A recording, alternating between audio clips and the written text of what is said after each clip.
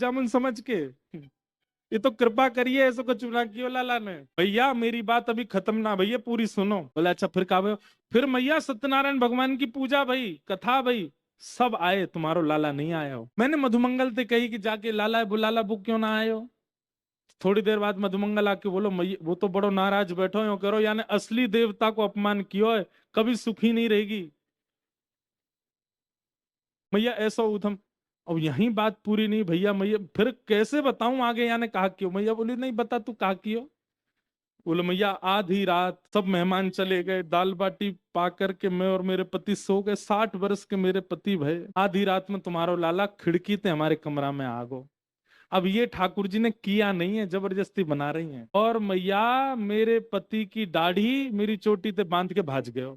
और जैसे ही नींद खुली मेरी, मैंने जैसी उठी तो पति की दाढ़ी खिंचे, मेरी चोटी खिंचे। मैया बोली ये लाला ने कियो। बोले हाँ मैया तुम्हारे लाला ने कियो।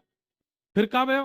बोले फिर कहा मैया, दिया जला के देखो तो आधी दाढ़ी तो कट गई, मेरे पति की चोटी तो हिरज गई, ऐसा उधम मचावे तुम्हारो लाला।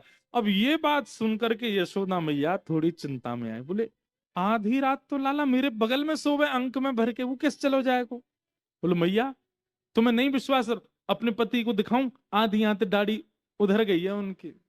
अब मैया नहीं ना बुलावे मत, ऐसा मत कर। लेकिन एक गोपी बोली मेरे घर की तो सुनोगी नहीं मैया, तुम ना तू भी बता दे तेरे कहाँ पे हो। बोले मैं हनादि निवास तो एवं, ये भी ठाकुर जी ने किया नहीं है, जबरदस्ती बोल रही है क्या। अब पता चल गई मैया को गुस्सा आ रही है तो बड़ा चढ़ा के बोलो।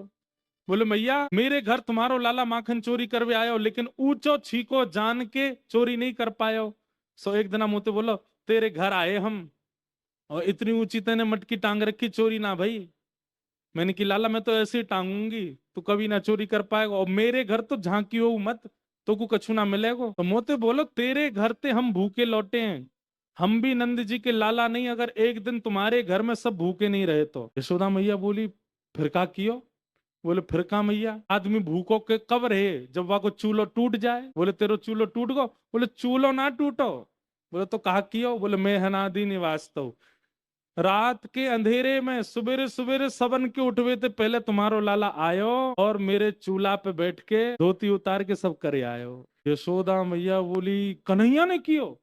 हाँ मैया तुम्हारो लाला। अब मैया को क्रोध आया। बोले मेरो लाला ऐसा ना कर सके, मेरो लाला तो आचार विचार शुद्धि को पालन करे, वो ऐसे कैसे कर दे। बोले मैया चल दिखाऊं तो चूल्हा, अब वो विराजमान है।